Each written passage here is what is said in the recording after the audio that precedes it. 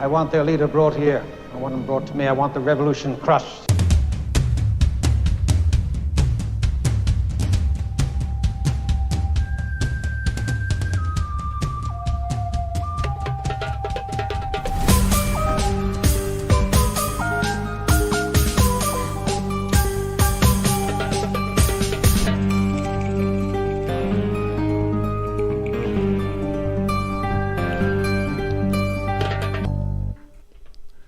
Assalamu alaikum and welcome to the Mamluks. My name is Sim. Along with me is my co-host Sheikh Amir. Assalamu alaikum. And Harry out of Indonesia.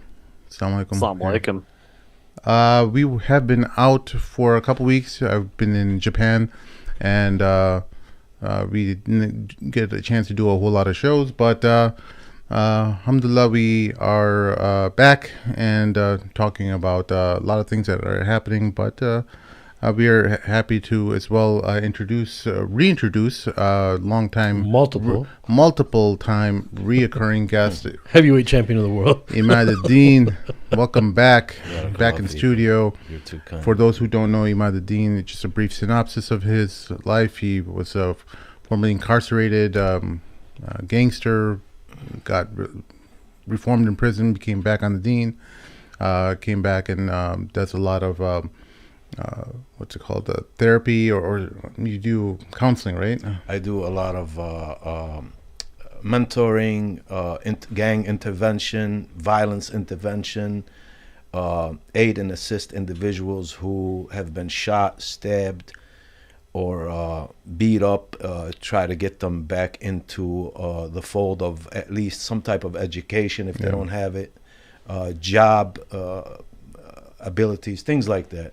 Things like that. Activism, Palestine, multiple books, most definitely. Author two books. You're working on third book right now? Is that I'm working on a book right now that I stopped dealing with the violence within Chicago, and it really basically touches. It should be about the same thing. I mean, not every city is identical in its violence, but it's all the same thing. The root cause of this problem, and I'm trying to put a book together, mashallah, nice, to deal with that.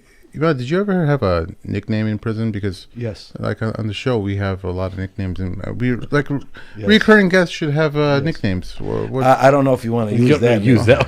I want to use that one. Oh, you don't want to use that that back on the streets, dog. No.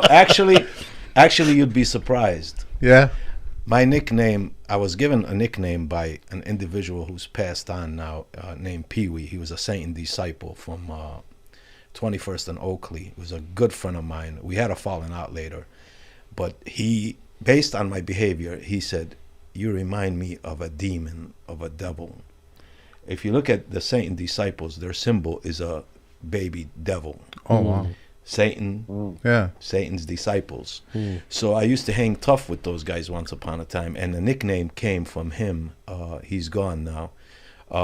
Demon, and from demon evolved to devil. So I was little devil from the saints. Oh, wow. And then evolved into devil from the saints. And I took pride in that. I actually, in those days, I purchased a picture of a devil sitting on a toilet. Whoa. And that's what I slept with at night. This is during my years of rebelliousness, especially against Islam, based on the life that I've lived, especially at home. And I said, basically, and I think I've mentioned this before, the things that my dad had been doing to us, I felt that if there was a God, he wouldn't allow him to do these things, so there must not be a God.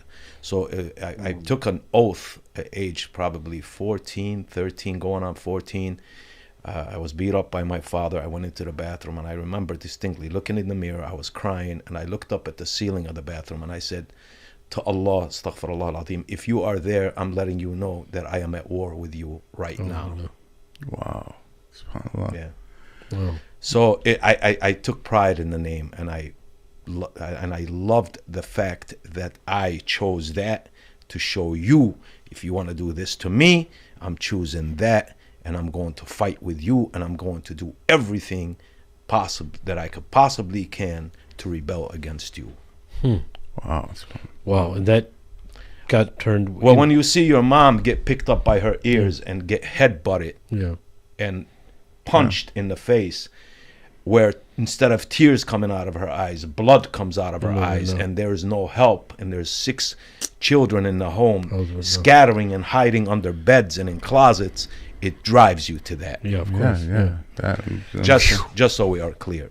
Yeah. I think we should talk about something else. Maybe let's talk about this more instead of... No. we had a friend growing up. Me and Sheikh Amr, we nicknamed him Convict. He wasn't actually a prisoner. He wasn't actually ever incarcerated, but we thought he would be. He's definitely going to jail, bro.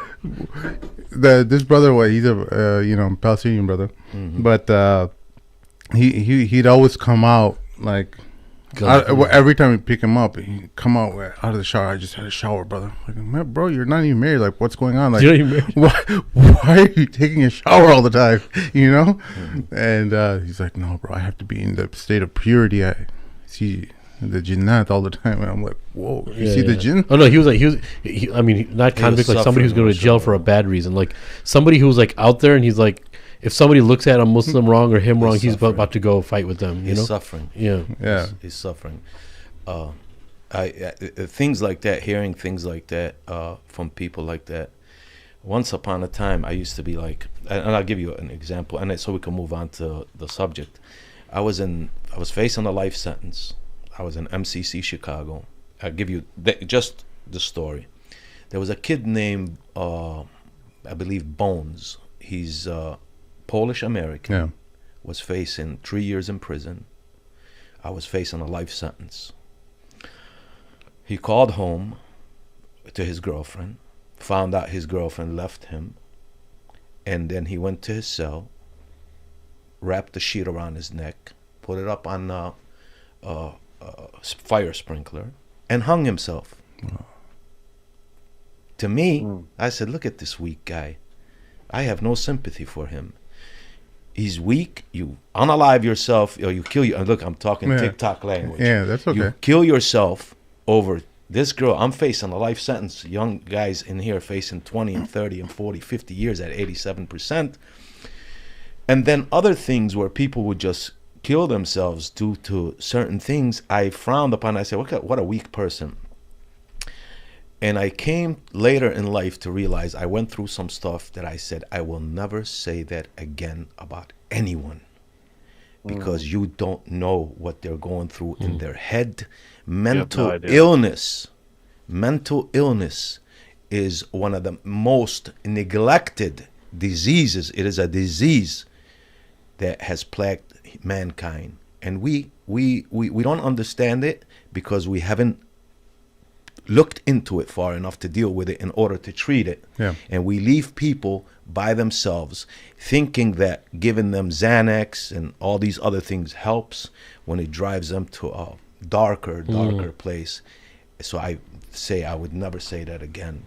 So that brother was suffering, and mental illness is real. May Allah help and guide and protect and ease the suffering of those dealing with mental illness.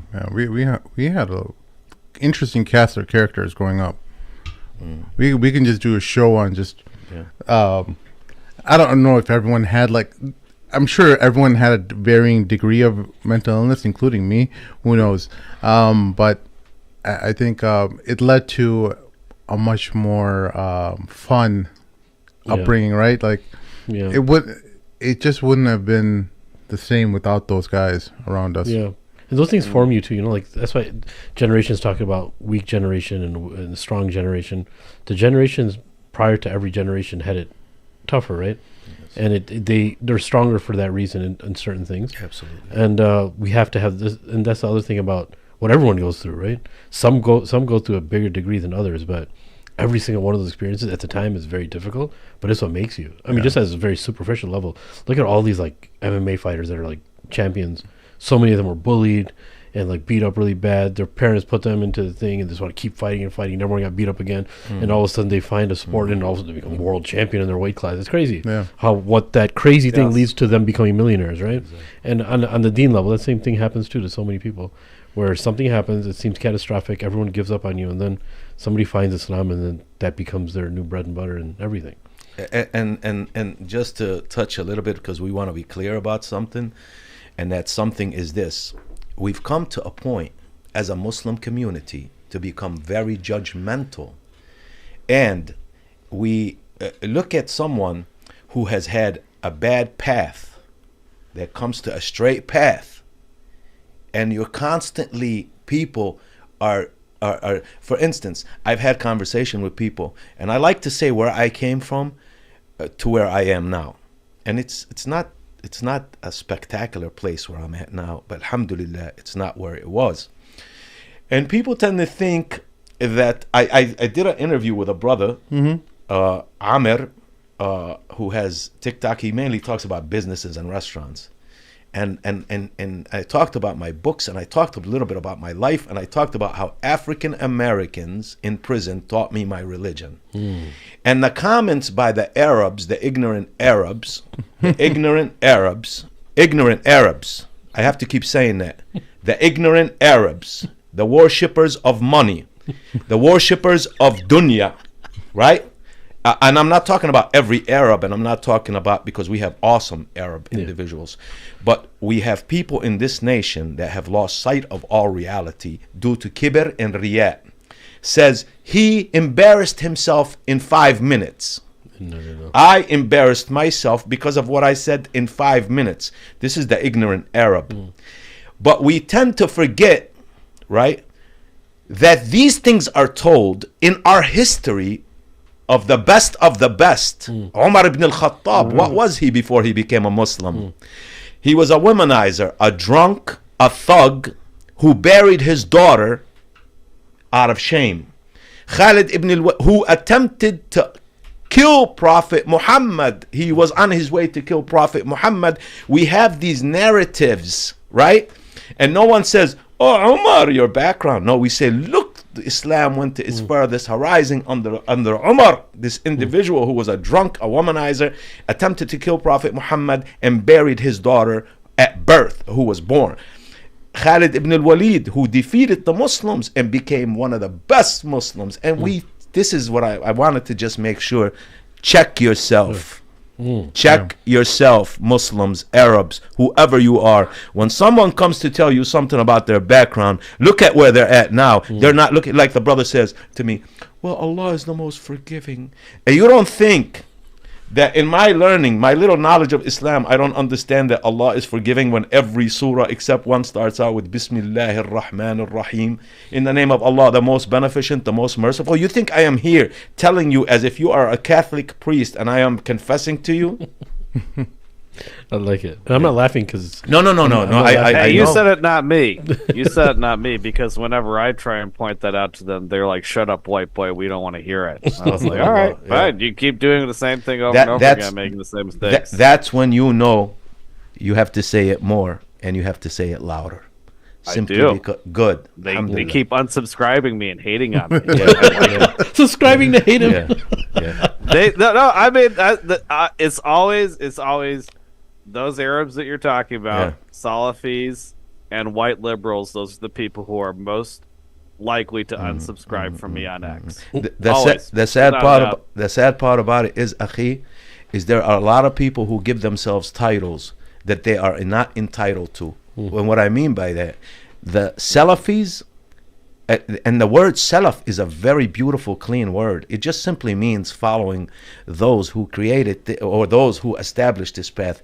The sad part about it is those who are nowadays, a large number of the Salafis have nothing to do with Salaf. So you could give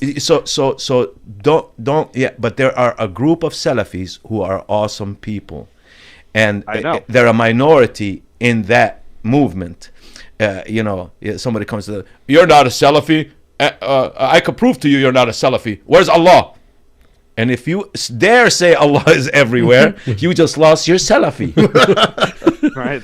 You have to say, I want to give them a hug, but they don't want me to. No, that's okay. Probably some thick issue. Yeah, they need some You hugs. might catch something. That's okay. That's not the way of the Salaf to give hugs. Exactly. And the fascinating thing, and Emad, you may be able to talk about this, because in the incarcerated Muslim community across the United States, it's a very strong Salafi presence, and we have a lot of listeners, by the way, who listened to our show in prison, and they specifically asked for Emad to come back on. When are you bringing Emad on? Can you put up his shows again? There's all these emails I get about getting Emad back on. So you're very loved in that community as well.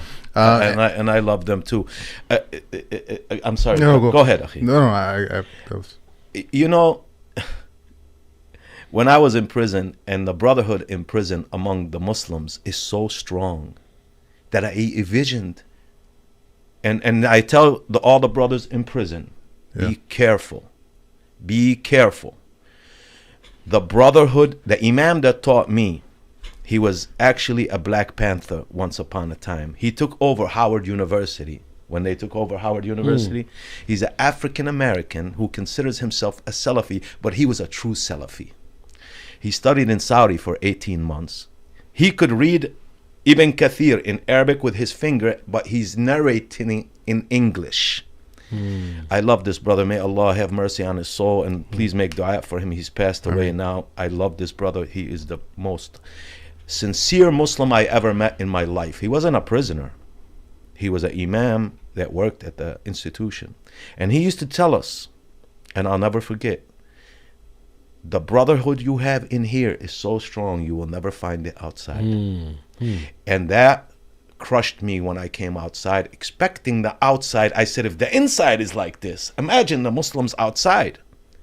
And came out and went to the mosque and attempted to mingle and attempted to give my services for the community, because there was news reports about young men and women involved in all kinds of things. And the mosque denied it and said, no, we don't want to expose our children to this. When their children, I talked to one of the sheikhs, and the sheikh said, what? Their children are outside selling marijuana after Salat al-Jum'ah at the front door.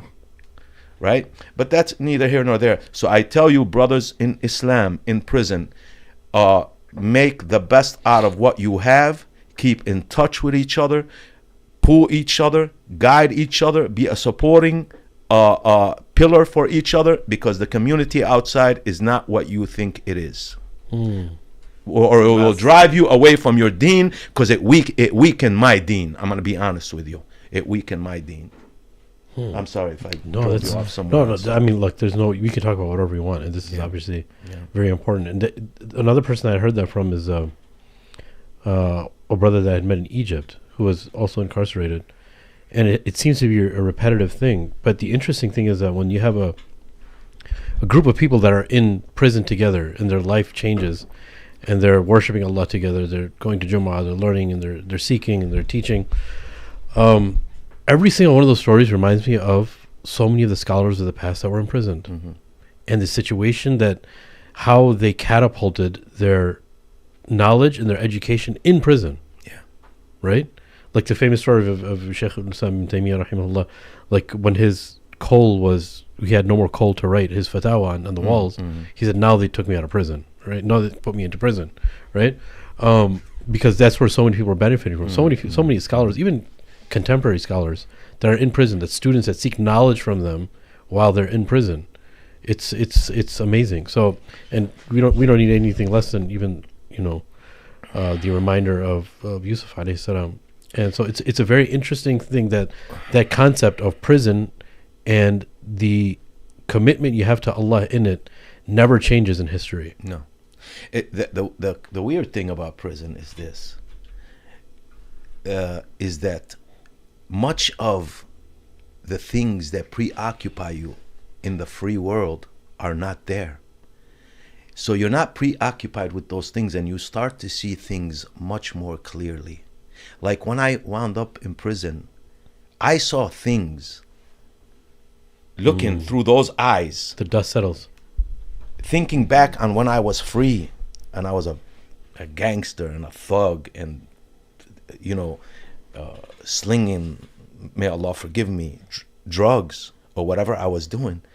Like I said, how did you not see that when I'm seeing it clearly now? It was in your face that you were on the path of destruction. There was this sign, there was this sign, there was that I didn't see at the time. Or I saw it and just didn't recognize it. So you start to see things clearly in there about things that were happening in your life before you wound up in there. And surely you start to see things more clearly in there about the way you're living if you want to do right. You know, that's the thing about jails. And of course, Ibn Taymiyyah and others like them, rahimahullah alayhum, Allah yarhamhum, is they went there for being righteous. So, you know, but, you know, obviously I didn't. And alhamdulillah, Allah subhanahu wa ta'ala obviously loved me, because the other thing would have been death. And I believe it would have been soon after that if I hadn't been arrested. And you know. And some of the other things that you are very well, you know, established in is your, you know, activism for Palestine. And Absolutely. the books that you've written. Absolutely. The books that you've written regarding Activism Palestine. for Palestine, you have to be able to switch, right? Or you have to be able to move around. You have to be able to do 2, 3, 4 things at the same time. When Bosnia was happening, I was in prison. I was a heavy advocate for Bosnia, the best way that I could. And I understand what happened in Bosnia. When Chechnya, I moved on to Chechnya. Anywhere Muslims are being oppressed. Syria, I was heavy advocate for Syria starting 2011. And Syria was one of those things when I saw it crumble, when they created ISIS to filthy up the whole revolution. And then everybody came in. They were supposed to be fighting ISIS, but reports were coming out they were actually bombing the Free Syrian Army. And they were crushing the Syrian army because they had moved so fast and took over 85-90% of Syria from Assad, the tyrannical butcher, right? It was scary for everybody in the area, especially Israel and especially the Jordanian king and others, that this here is a wildfire that's going to make its way into these other nations, and it's going to collapse all these tyrannical governments, that they had to be stopped. Alhamdulillah, Allah gave them victory. Mabruk to Ahl Surya, the Ahl Sunnah wal Jama'ah, not only to them, but Mabruk to all the Sunnis of the world as to what happened in Syria recently. And that those brothers and sisters who suffered 1.5 million martyrs and 10 to whatever 12 million people sent as refugees all over the world. The cemeteries are full of Sunnis. The refugee camps are full of Sunnis, right? And this is, inshallah, the awakening for all the Muslims, the Sunnis of the world. And none of the others are my concern, because we've been attacked in Iraq, in Yemen, in Syria, and other places simply for our belief system, right? So, mabruk to all the Ahl Sunnah wal Jama'ah, and may Allah unite the hearts of the Muslims, and may Allah unite the hearts of the human or mankind in order to have humanity. Doesn't matter. Humanity has no color and no religion. Humanity is humanity. Emad, you know, Harry had a great tweet earlier, I think yesterday or something. He was asking, is there any pathway where Sunnis and Shias can get together? Is there a way forward where we can unite in some way? Maybe not on all religion. I wait to jump in and intervene here, but what I said specifically, because if I don't intervene here, it'll go. The conversation will go off kilter. What I said specifically was, I don't know if there's a way for Sunni, Shia and Sunni to unite, but I hope there is a way, and if so, Allah will make it so. Inshallah. And Harry, I'll say this to you, brother. When I never knew about Sunni or Shia. I didn't even know that I was a Sunni until African Americans taught me. And if I did know I was a Sunni, I didn't even know what Sunni meant. The issue here, brother, is this: unity under what? There has to be a basis for unity, right? And but we can be unified as human beings if one side would accept the fact. For instance, let's be honest. I've read Sunni Islam, and correct me if I am wrong here, you too, and Harry. I've never read anything in Sunni Islam, in the Sunnah or in the Quran or in anything that says go out and kill Shia because they are Shia. and go out and kill Shia, and if you kill Shia, you will go to paradise. I've never read that. I've never read that. But I do know that Allah subhanahu wa ta'ala says in the Quran, lakum dinukum walaya din. To you be your way, to be mine. So we understand that part. We understand that we respect and we honor and we say that whatever the Jews believe, that's their belief. Whatever the Christians, it's not my place to go try to kill them to make them Muslim or Sunni. So, but within Shia Islam, we have a problem. We have a problem, and we've seen it out in the open, and we've seen individuals brag about it, that these children are taught from an early age that the Sunnis killed the family of Prophet Muhammad alayhi salatu wassalam, and that we are basically kuffar, and that if you kill one of them, you will attain paradise. This is, and no one, if somebody wants to deny this, they're being delusional. This is what they teach their kids. We've seen it. We've seen a video of a Hizb fighter from Hizbillah in Lebanon, in Syria, saying that I am going to find, if I have to go to the world over, the last Sunni and kill him. So unity under what, brother? If you're gonna unity, there's nothing more beautiful than humanity being united, no matter what color, what religion you are. There's nothing more beautiful. This is what God wants, contrary to what human beings want. This is what God wants. The God of the Christians doesn't want them to go and kill me to make him happy. The God of the Jews does not want him to kill me to make, and the God of the Muslims does not want me to go kill Christians and Jews to make him happy. That's not what God is. That's not what God stands for. So humanity before anything, whether you're Christian, Muslim, Jew, Hindu, Buddhist, black, white, pink, blue, that's what God wants, is for us to take care of each other. Allah subhanahu wa ta'ala says he has created us into many nations and tribes, into different colors and different languages. The best amongst us is the one that gets along with the other. This is Islam. So how do you get with someone who's teaching their children these things? Not only that, saying the Quran is muharraf, so it can't be under deen. That Aisha is this and that, astaghfirullah al-azim, or Allah protects her in the Quran and defends her. Right. That Umar ibn al-Khattab and Abu Bakr and Uthman are all, astaghfirullah, kuffar and all these other things. So it can't be unity in Islam, because the faiths, they go, one goes south, one goes north. But I suppose it depends on what you mean by Shia, because I'll back this up. I have always, even before I became Muslim, I have always found Shia Islam to be strange to me. Yeah. So my first experience of Shia versus Sunni was in Iraq.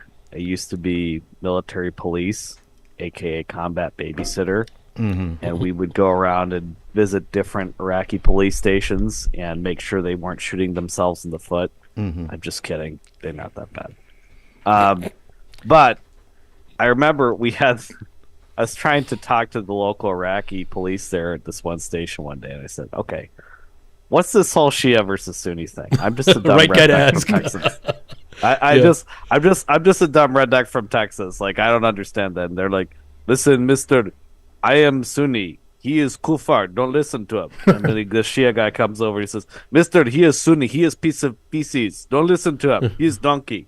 And then a Kurdish dude comes out of nowhere, and he just goes to a broom, and he goes, mister, I am Kurdish. Look how clean I am. I am not like these Arab swine. Yes, look how good I am. And I'm like, I really don't get it. What I do, that was my first experience of Sunni versus Shia. And from that point on, I have always been fascinated. Okay, so what is the real Islam? Because when I was trying to understand what Islam is, I had a lot of propaganda growing up. I had a lot of, preconceived notions. I had a lot of bad information. I tell the guys on this program, I grew up listening to people like Michael Savage, So that was my understanding of Islam growing up. And then over time, I came to realize that Islam is actually way more complicated. So Shia Islam, guys cutting themselves, Ali this and that, and cutting themselves and all this nonsense. That's pretty friggin' weird to me, even before I became Muslim. Exactly. But as I have come to interact with Shia after the war, in the States or online, just like with Sunni Islam itself, I'm finding that Shia Islam is much more complicated than what I originally thought it was. It is. So I like to break it down, Barney style, in two different categories. And the first thing I would say, there's a large contingent of Shia who are Shia simply because they were born in a Shia family in a Shia region of a Shia country. And that's it. That's the only reason they're Shia. Exactly. They don't hate the Sahaba. They don't really even know about that stuff. They may not even care. They love Prophet Muhammad, peace be upon him. That's not the whole Sahaba versus anti-Sahaba thing. That's not really their deal. They don't get involved in that. Yeah. And I know back in the 70s in places like Iraq and Syria, it was not uncommon for Shia and Sunni to intermarry because like they just didn't see. It was like, well, whatever, I'm still Muslim. Of course. So those people, to me, I don't want to call them Sunni at heart, but they're Muslims. They're not really these hateful people that reject the Sahaba or say terrible things about Aisha or anything like that. And then there's other groups of Shia that are, more of these diehard people, like you say. And those people, the ones who make up parts of Hezbollah, although I'm not even sure if that represents everyone in Hezbollah or everyone in any of the other various and sundry Shia militias and groups, it certainly represents some of them. Like people get mad at me when I bring up skepticism about Jolani or any of the people in charge in Syria right now. But I would have to be honest and acknowledge that any of the bad things that were done by any of these Sunni groups in places like Syria, the dirty stuff you see on TV, that's not all of them. So just as I recognize that not every Sunni militiaman is a complete and total monster who wants to kill everybody, I'm willing to give the Shia that benefit of the doubt. As for what they actually believe, the people who are actually true hardcore believers in the things that you say, they actually hate the Sahaba, they hate Aisha. There's no real unity with them unless it's temporary unity for a temporary goal.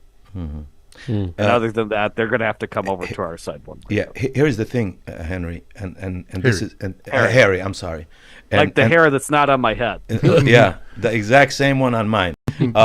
Right. Here's the thing that you have to understand. Yeah, is that there's a thing within Shia Islam that is actually against every aspect of Sunni Islam, and it's difficult to talk to some of them or to talk to them when they utilize this thing. And this thing, even you'll find Zionists using it against us every time we speak. And they say, oh, he's doing taqiyya. And they utilize this heavily. And this is actually against Islam. And this is from their scholars, they say, that if you don't practice taqiyya and you expose our beliefs to others, you are not from us and you are rejected.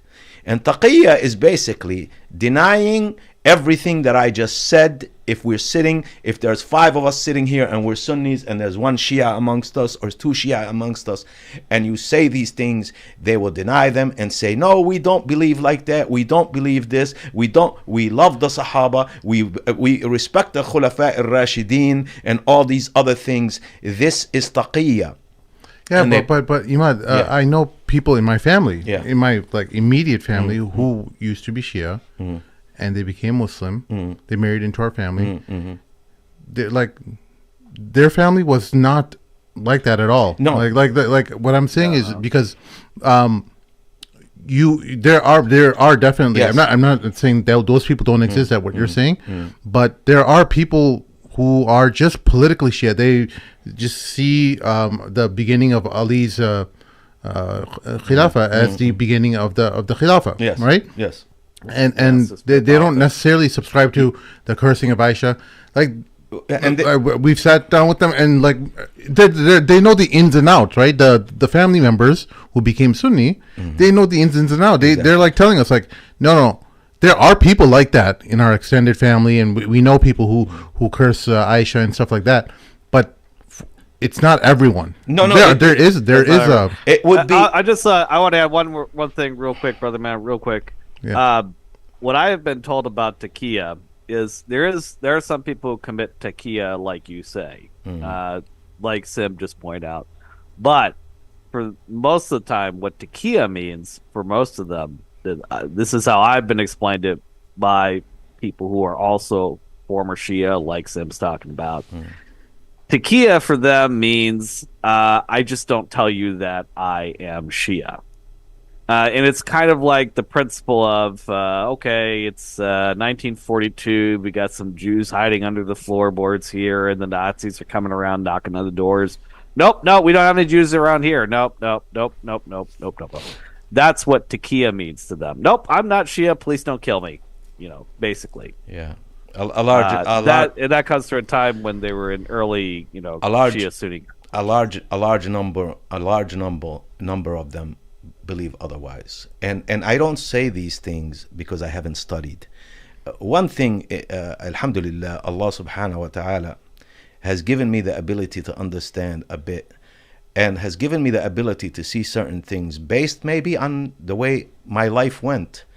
So when I say these things, I try my best never to say something out of ignorance. If I don't know, I'll shut up. But I've studied a lot into this, and I've looked a lot into this, and a large number of them do practice taqiyya. Unfortunately, I can never generalize because I would be as bad as the people I'm talking about, not Shia in general, people in general. You can never generalize about a particular group and just say the whole group is like that, because I would be no better than those who spew hatred and lies about a certain group of people. But I am saying this is some of the problem. There has to be, and people have tried this in the last 1,000 years to break this thing. There's a book written by an Indian brother that exposes the Shia, and he was confronted to get rid of the book. I forget the brother's name, and I read it. This is the person that taught me, gave me this book after I learned. He said, you have to learn about these people because they're very dangerous. And the brother was assassinated. He said, if you get rid of all the filth in your books about the Sahaba, about Aisha, and about division, I will get rid of my books. He was assassinated. But, that's, everybody has their own opinion. The thing with me is just be careful. And just know who's next to you, and just know who's on your side and who's not on your side. Don't put people on your side that don't want to be on your side. Okay? I am tired of being flamboozled. I am tired of watching the Muslim world say ignorant things and things out of ignorance that causes division and causes people to be slaughtered. In Bosnia, the Muslims had no idea the Serbs felt the way they did. They ate together. They danced together. They had barbecues together. They loved each other until the things happened. They realized my neighbor doesn't love me like I thought he does. And he came over and raped my daughter and my wife and took my men to prison. That's all I'm saying, is that we have to be aware, and we have to be, Allah subhanahu wa ta'ala has given us this thing here, and we have to use it, and has given us this, and they connect, and we just have to understand who's next to us in order to... Go ahead, Akhi. Well, if we're going to go that way with the Shia, which these are not unreasonable fears or concerns that you're bringing up. No, I'm saying in general, not just the Shia. In general. I've definitely seen the dark side of Shiaism, like you're describing, up close and personal. And it is real. It is dark. Yes. I'm going to put the shoe on the other foot here, and don't take this the hard way. No. I could say all the criticisms that you just outlaid about the Shia, which I think are fair, I could also outline about Salafis and Wahhabis in particular. Now, there is some people will argue about, well, Salafis are all Wahhabis, or all Wahhabis are Salafis. I tend to make a distinction between Salafis like you and some of the more hardcore followers of Ibn Wahhab, who are basically Well, here's the thing. Qajarites 2.0. Here's the thing. You see, you just misunderstood. I never ascribed to be a Salafi. I am a Muslim, a Sunni, a human being, and that's it. I read the Quran, or I understand from the Quran and the Sunnah, and I believe that those who were among the Prophet Muhammad alayhi salatu wasalam have more of a right to tell me what Islam is than me telling myself what Islam is.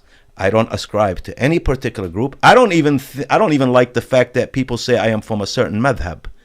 I think the four imams are the same thing, and you can take from each one whatever you want. I mean, whether you hold your hand like this, or whether you hold it like this, or whether you sit down like this, or whether you move your finger from the beginning to the end. I don't get into those things. Those are things that cause Prophet Muhammad did a lot of different things. And alayhi salatu wasalam. So I never say I'm a Salafi. I don't ascribe to any of that. I'm a Muslim. I'm a Sunni Muslim, who Sunni means simply that my deen comes from Prophet Muhammad alayhi salatu wasalam, and that I believe he knows who his companions were and how righteous and how great they were, because they loved him and he loved them. That's simply me. Humanity. Right. Well, that's your side of Salafism, and you're not the person that's in my crosshairs right now. Yeah. The people that I'm talking about are the hardcore Wahhabists, who are basically Qajarites 2.0. And so, and what you're saying is exactly the kind of things that the good Shia would say about themselves. Like, hey, I'm just a Muslim. I'm just trying to follow the Quran and Sunnah. I love Ali. I love Prophet Muhammad. I don't have a beef with the Sahaba. I try and follow the deen. I'm not at war with anybody. You do you. I do me. You know, they'll say the same thing. But there's a big but. And that big but is, you will never find in the literature that I've read the things that they say that they have in their literature. That's the difference. That's the big difference. You can tell me the sky is pink all you want. When I look outside, the sky is blue, or it's gray based on the clouds. When you tell me that you love the Sahaba and you don't believe in Aisha stuff, and I look at your table and you have a book that says contrary to those things from modern day. Now, old scholars within Shia actually contradict a lot of the stuff that they say. But when you took about these new modern day scholars and what they say about the Sahaba and about Aisha radiallahu anhuma, there's where the divides is. So I think the observation that I made, this is actually really interesting conversation, and just to put it out there, I mean, the Shia Sunni conversation can go on for a very, very long time. People have been discussing this. But one thing is that I think what Emad is saying is that if you go to the core of knowledge of where everybody learns from, yes, the followers, a lot of them, and we find that with Sunnis too, a lot of followers of the deen, they don't really know what they believe. They just inherit it to their family, exactly. Right? So that's going to be on both sides. That's going on every side. That's going to be on a nationality level. It's going to be on a religious level, on an atheistic level. Every level of idea that humans have, there's going to be those who have the source and they promote the source, and those who follow them, and those who know nothing about that. I think what Emad is referring to is the original sources themselves, where the Shias get their religion from itself is corrupted, right? And I think that the average person, if we're talking about unity now, like, so what basis do we unite on somebody if they even refer to themselves as Shia? Then if that reference point that they have to themselves as Shia, is it possible to unite with them because they're still identifying as a Shia, and that has to do with religion, right? Exactly. That has to do with the religion. Well, I would say that, and then one last thing, also have the same problem. One last thing, Harry. So if you remember when we started the conversation, I did say to you that there are those who call themselves Salafis who have nothing to do with the Salaf. So I agree with you on everything you're saying.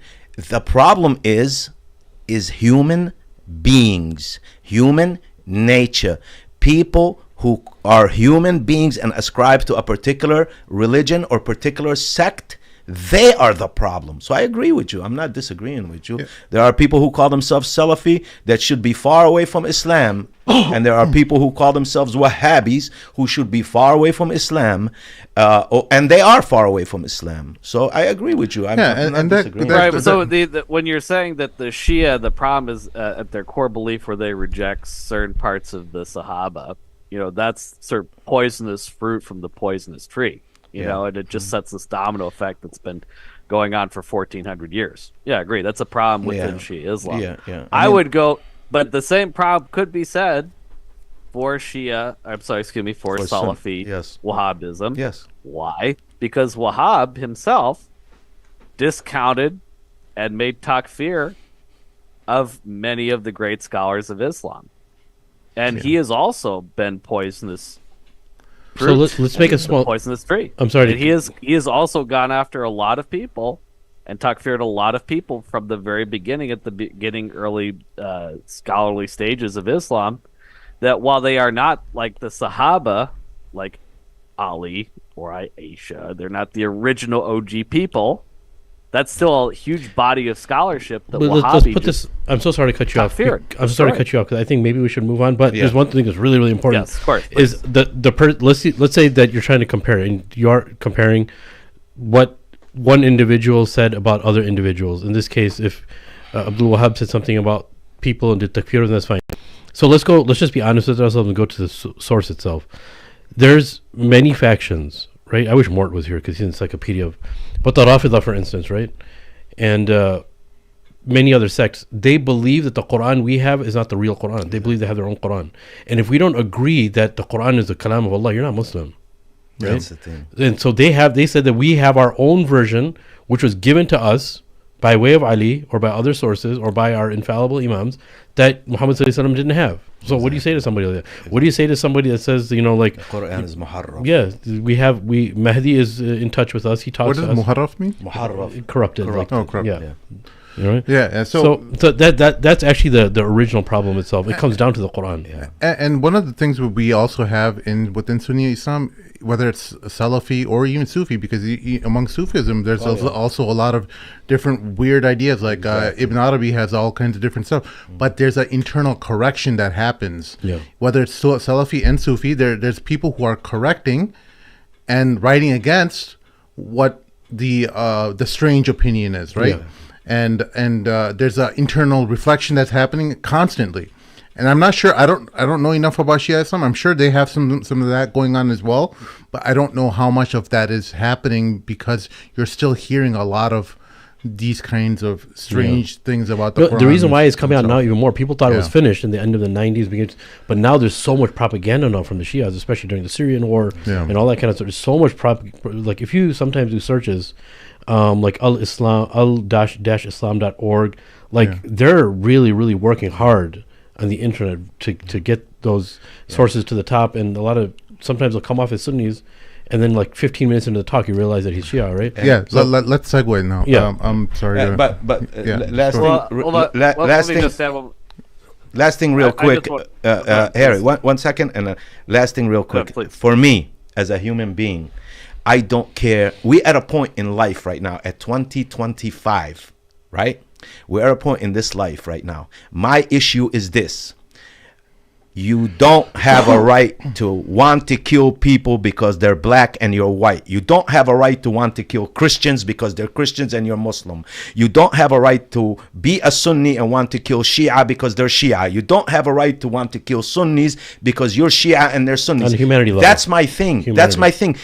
Listen, if you believe there's a day of judgment, if you believe that Isa is the son of God, astaghfirullah, or Isa is a Nabi, you say that on the judgment day or at that time, this will all be fixed. Let's wait till that day. You don't have to go around killing me because I don't believe what you believe. That's my problem with people in general, whether you're black, white, pink, blue, yellow, Muslim, Christian, Hindu. God doesn't want you to do these things. Yeah. Absolutely. That's my point. And let me shut up after that. I do okay. Well, I appreciate that. I agree with you. It's beautiful that we should not want to kill each other. So my heart goes out to everything you just said. We don't want to be enemies killing each other. Yes. I would just add that Sunni Wahhabis have been just as destructive, if not more so, as anything that the Houthis or the Hezbollah types have done. I mean, we could argue tit for tat was ISIS or any of some of these, or is some HTS worse than Hezbollah or any of these other groups?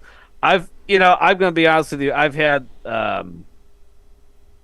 I've had people from Yemen come and tell me that Houthis were just as bad as ISIS, or almost just as bad. I've had some of my Iraqi followers tell me that the Shia militias are just as bad as ISIS, or some have said they were almost as bad. But if we're going to say that, then we have to acknowledge that there's been plenty of blood spilled by the Wahhabi side as well. Yeah. And they're actually tools that were created, so they may not even. They are tell, tools that yeah. were created. Yeah. Yes. Yeah. But Poisonous fruit from the poisonous tree. yes. All right. Let's move on. We talked about. And the reason why I had brought up his activism in Palestine is because of what's happening in Palestine now, as far as the ethnic cleansing and who's the moving parts, the hands that are involved. Yeah. Which we wouldn't expect. We knew that was going to happen. We didn't think it was going to be rollover at this level, right? Yeah. I mean, the only reason we kind of went over to this discussion just because we're seeing a lot of discussion on platforms like X where people are trying to say, like, how do we move forward with this problem, with the Zionist problem, when we're at each other's throats with these sectarian issues. Yeah. How will we ever get past this when there's this huge divide? So we're just kind of thinking out loud for solutions. It's not necessarily, we're not like one of these shows where we parse through all the different debates and discussions related to. We actually have lives, is what you're saying. Yeah. So totally not a shot against your rival. All right. We got Trump saying earlier this week, and the Palestinians want to go back to Gaza, is they have no alternative. It's right now a demolition site. This is just a demolition site. Virtually every building is down. They're living under fallen concrete that's very dangerous and very precarious. They instead can occupy all of a beautiful what's precarious? They've already destroyed everything. There's area with homes and safety, and they can live out their lives in peace and harmony instead of having to go back and do it again. The U.S. will take over the Gaza Strip, and we will do a job with it too. We'll own it and be responsible for dismantling all of the dangerous unexploded bombs and other weapons on the site, level the site and get rid of the destroyed buildings, level it out, create an economic development that will supply unlimited numbers of jobs and housing for the people of the area. Do a real job, do something different. Just can't go back. If you go back, it's going to end up the same way it has for 100 years. So we're seeing Trump shift to this idea that has been floated around by Netanyahu and the Zionists for a while, where they want to ethnically cleanse Gaza. And when you think about it, it all makes sense. Why does it make sense? Why is he floating this idea? It's because the Zionists needed a strong leader from the United States to finish their plan, to really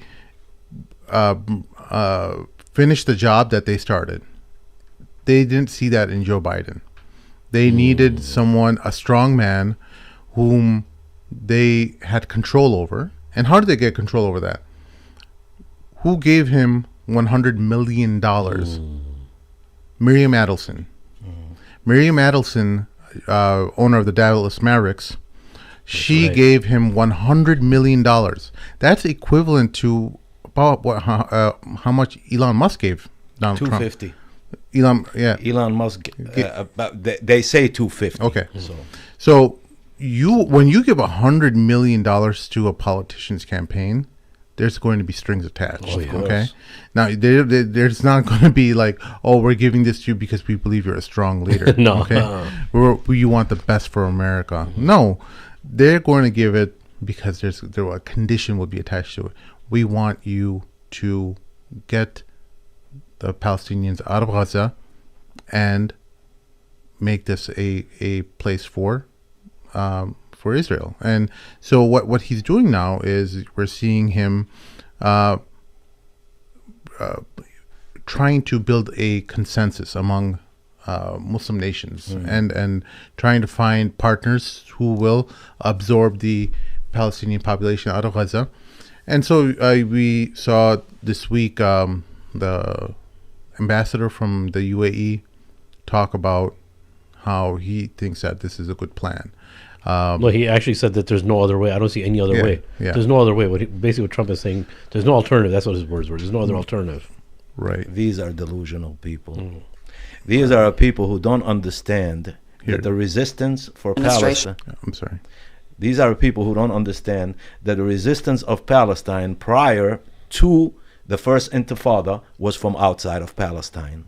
You can take Palestinians and put them wherever you want. They are going to come back and resist. It changes nothing. And it only strengthens them, especially this day and time. The difference between the 70s, the 50s, and the 60s is that the Palestinians have went back to Allah.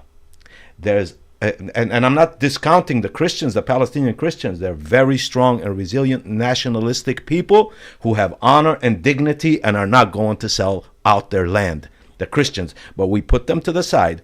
For as far as the Palestinian Muslims, there's a difference between the ordinary Palestinian Muslim of the 1970s, who was secular, hardly prayed, hardly any hijab, now are all hijabbed up, are praying. They might still be loose on the idea of what real Islam is, especially when it comes to brotherhood, but it's the Muslims of the world are awakening. Oh, yeah.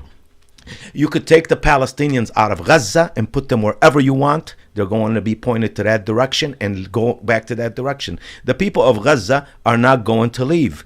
You're going to cause a Holocaust to get them out because they're not leaving.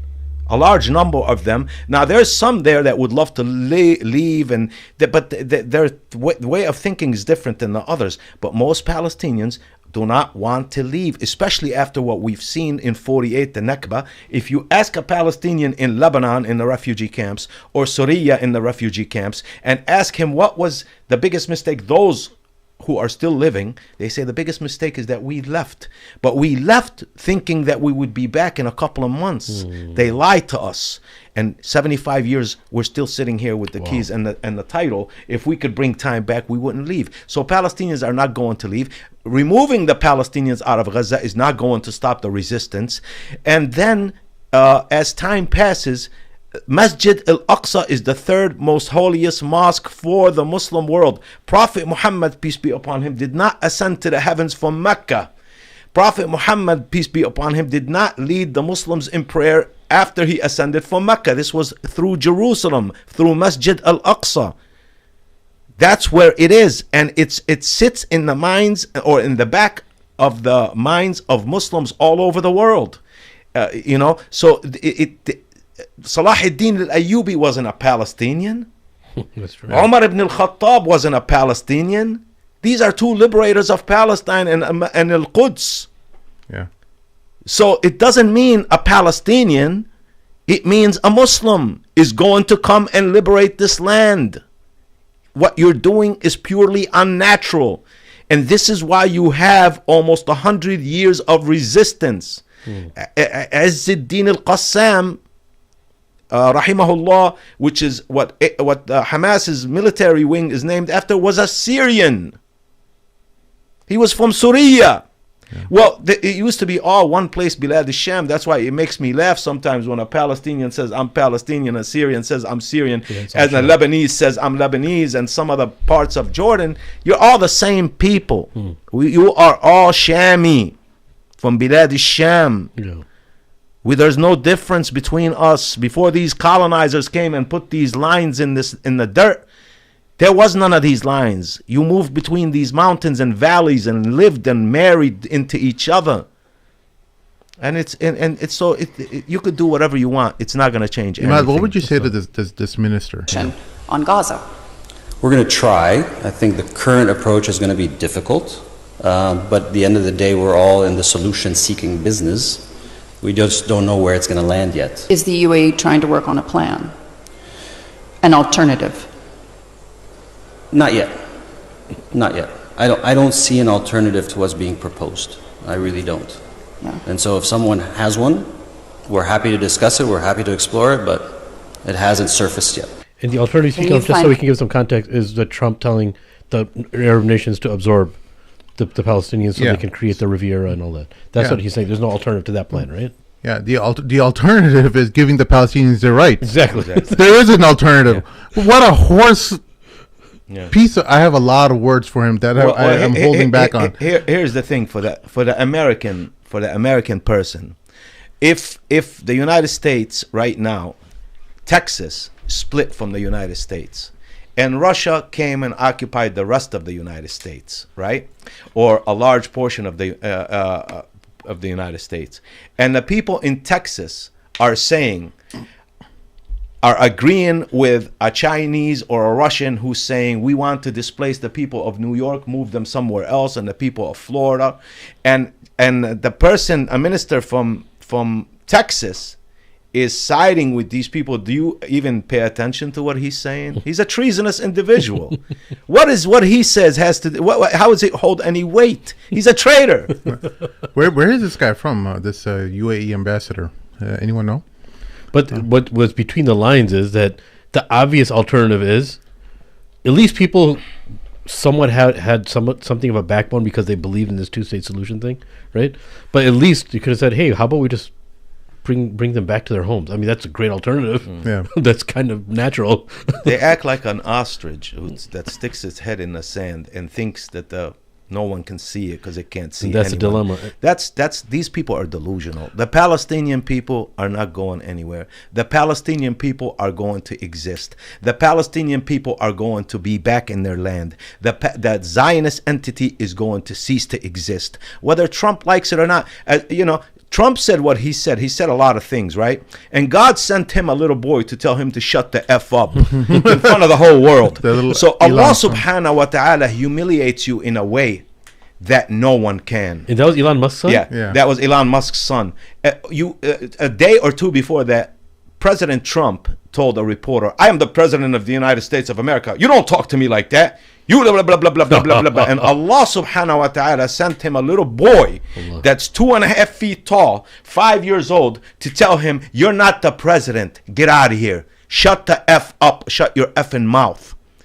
That's the humiliation of Allah subhanahu wa ta'ala. Allah humiliated him with a little boy for thinking that he is Pharaoh on this earth. Well said, and in saying these things, I'm far from anti-American. I'm probably more American than most Americans who are willing to give up their constitutional rights because they think that if I agree with what the government is doing about people of color, that it's not going to affect me. At the end of the day, it is going to affect you.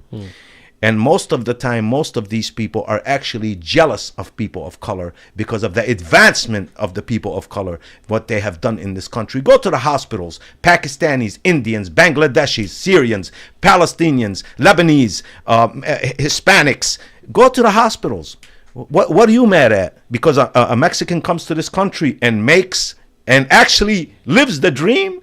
In 2-3 years, he owns a business while you've been here 150 years as a European and you're still working at a factory. Yeah. Well, in terms of just the way that they're trying to frame our thinking, right? You have to be very careful with how they're trying to frame the whole picture of what the situation of Gaza is. They're trying to make it seem like there's no other option. There are plenty of options out there, but they're trying to train your mind into thinking that this is the only option, right? So this is the conditioning that's happening through the media and its various branches. What Los Angeles is a demolition site. Yeah. There's no other option. Gather all the millionaires, gather all the people, and send them to Canada. Or Mexico. Yeah. Because it's a demolition site. There's nothing there. Let's build a Riviera there. Yeah. What's the difference here? What that kind of he talks like we're stupid. He actually thinks he's real smart and he could actually pull the cover over our eyes and say that he's making sense. He cares about you. You don't care. You haven't cared about the people of Gaza in the last 15 months. But the last 15 months, all of a sudden now you're worried about building collapsing on them while you're dropping 2,000-pound booms on tents. You know, I don't think he actually I don't believes it think though. it's a- I don't no, think. he I think. I think doesn't. it's the Miriam Adelson in them. Yeah. These are the talking points they've given him. Yeah. To say like, hey, this is what we want, and you have to say it. I don't think anyone who's serious actually believes this is a real plan, a good plan for it. That's why they're all I laughing don't all think across Trump the world. even believes. No, he doesn't. He doesn't. I don't think he believes in it. And if I could be really honest, I don't think he wants to do that. That's not to say that Trump isn't culpable for doing bad things. However, one thing that we should have all learned about Trump over the last decade is do not look at what he says. Look Absolutely. at what he has done. And what he repeatedly does over and over again, because he wrote a stupid paperback book that you see in the toilet that you read when you're on the John, called The Art of the Deal. Greatest book ever. Greatest book ever. Yeah. Okay. No, I agree with you. The Art of the Deal. This is not about. He's not seriously proposing this. He's seriously negotiating for this. This is his negotiation point. What's going to happen is something far less than that, because he's not stupid. He knows that's going to actually start regional war. Like, actually, it would have Egypt and Jordan would have to actually go to literal war with Israel if this plan was actually implemented, and Trump knows that. This is Wait, why would they have to go to war though? Because Egypt and Jordan are on thin ice. Those regimes are like on thin ice. They and are. Egypt in particular can't take any more people. They don't have the resources. It would be chaos for them. They have to. Nor does Jordan. Go look at the economic Jordan's situation a of mess. Jordan. Go look at the Jordan's economic story situation, it's like you said. 70% Palestinian. Yes, like, how could Jordan take any more 75% people? actually. At 75%, and they're living terribly. They're in debt. Egypt, they're starving.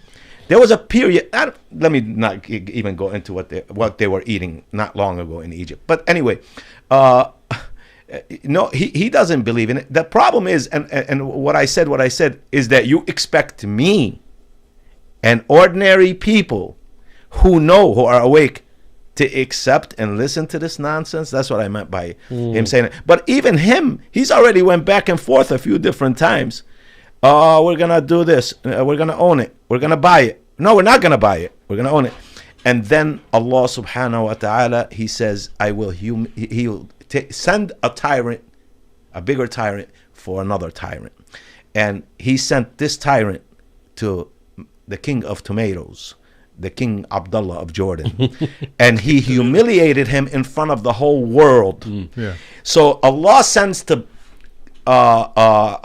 Trump a little 2.5 foot tall boy to check him in front of the whole world by telling him, you're not the president. Get out of here. Shut your effing mouth. To the president of the United States, a little 2.5 foot. And he sits there, hears it, and doesn't say anything. This is the humiliation of Allah. Then he humiliates this king of Bandora, this king of Jordan, with Trump. Hey, can I play this just so the viewers know? What we're Look at his face. Look that we have in the Middle East. Mr. President, I truly believe that with all the challenges that we have in the Middle East, that I finally see somebody that can take us across the finish line to bring stability, peace, and prosperity to all of us in the region.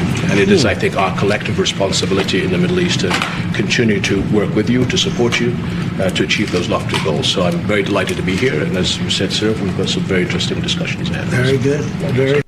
So there was something very different behind closed doors that was said than was actually said on camera. Absolutely. And I think Trump actually is sympathetic to the King of Jordan, even if it looks like he's getting humiliated. Trump does understand. Now, I could be wrong, or Trump might have good intentions in this situation, and because of incompetence or disastrous miscalculation or some factor that we can't see, it could explode again. Yeah. The whole situation could have done, especially with this hostage situation, that's going on right now. That could Israel could take an excuse to go back to doing what they were doing before at any point in time. Trump didn't humiliate the King of Jordan. Allah humiliated the King of Jordan. Allah just uses people for certain things. I mean, you could agree or disagree, it doesn't matter to me. Everybody in the Middle East, all those governments who have sat down and watched the Palestinians be decimated while they don't listen. Prophet Muhammad, peace be upon him, said, one drop of blood shed unjustly of a Muslim is greater than dismantling the Kaaba brick by brick. The Kaaba brick by brick.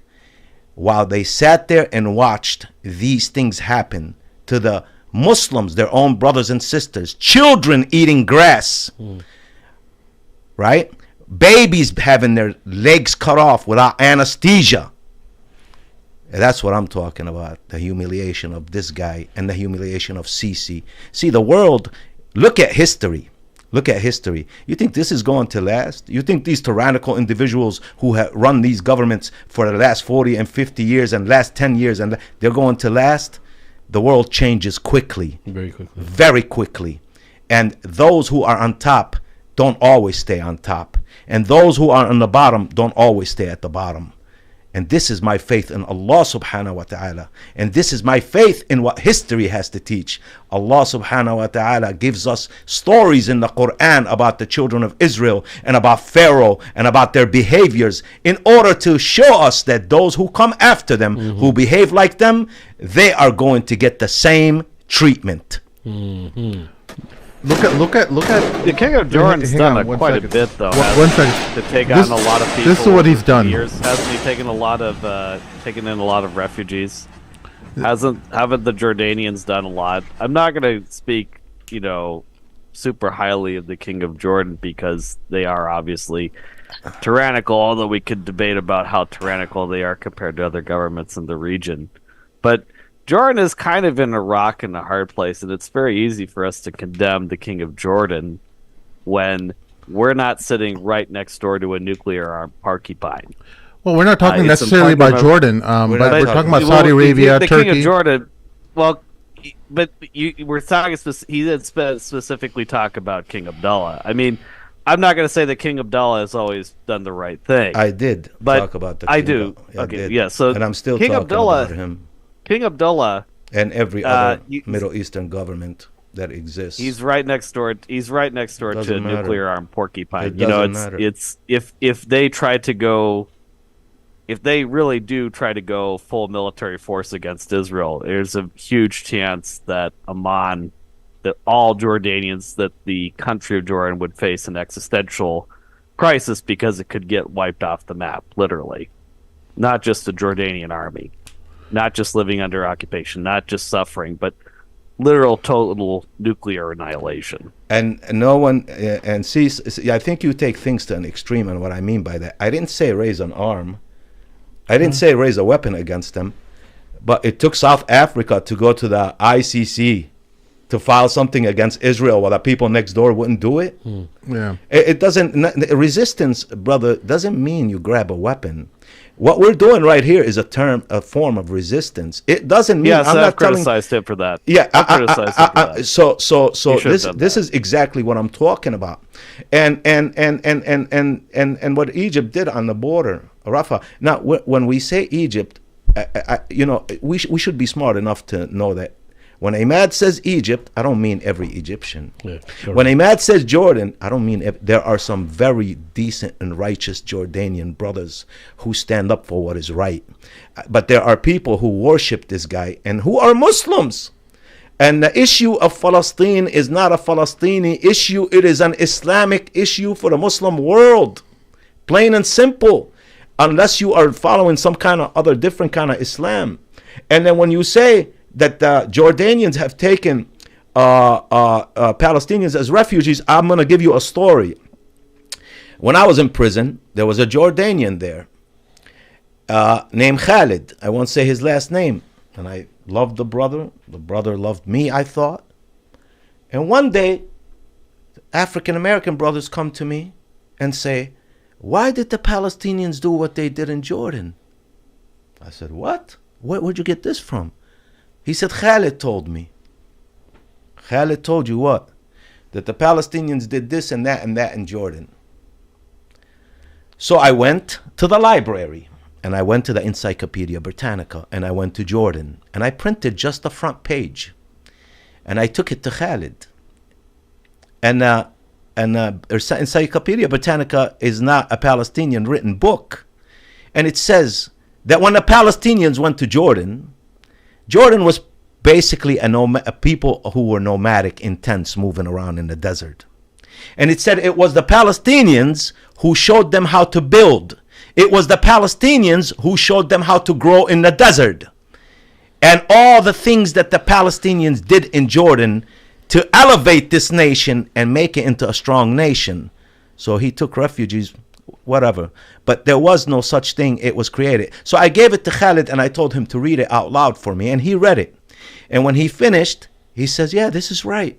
I said, so why would you be going to tell Muslims, spitting venom on Palestinians, that we tried to destroy Jordan? So these are some of the things, even Kuwait. Jordan's taken what? It's 70% Palestinian now. Jordan's taken on a huge burden of all these refugees over the years and given them either citizenship or passports and the ability to work and live in Jordan and stay permanently. That doesn't include all of the under the British, all the backdoor negotiations under the British created like him have done over the years under the British created borders that don't exist. There was no such thing.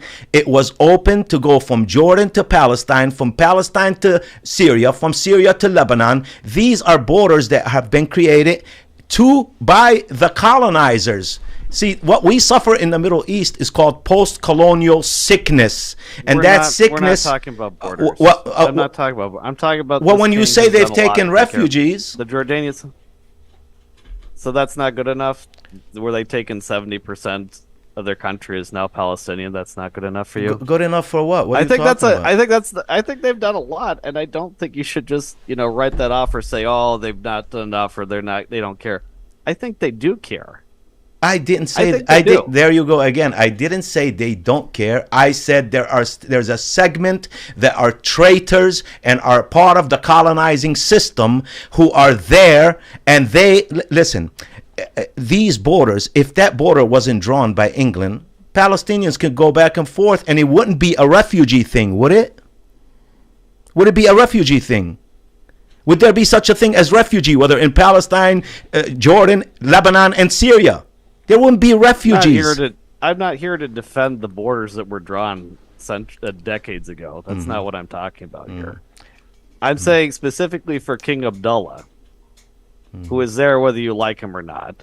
Obviously, he's there now. Yeah, so he's done what Netanyahu. He's doing what he can. I mean, I'm not going to hate on the guy. I don't envy his position. Harry, a lot of these dictators, they're facilitators for the Zionist plan. They're not necessarily, they weren't elected there. They're what you saw in front of Trump is what exactly he is. He is someone who does the bidding for the United States because they receive a lot of aid and things like that from the United States, and so they facilitate the plans that the United States lays out to them, because the United States is not only they're giving them all this money, but they're also their guarantor of protection. Like your regime is being protected by the United States. It's being underwritten. This goes for the same for Turkey, Saudi Arabia, the UAE. They're all in agreement that, hey, look, we want to stay in power and we want to make money. Okay? So the Palestinians, in their mentality, and you can even see this among certain Arab in the Middle East, they're seeing it as a hindrance. Yeah. They're seeing it as a roadblock towards making money. And because they all see that, hey, if we make business with Israel, we're going to see a lot of money flowing through our country. We're going to have these Riviera set up. There's going to be a lot of investment opportunities that are coming in from various banks and other financial institutions that Israel has a lot of sway over, So when you see the ambassador from the UAE talking to the Western media about this, you're seeing it plainly in front of your eyes. They're being given direction in which way they're supposed to be moving.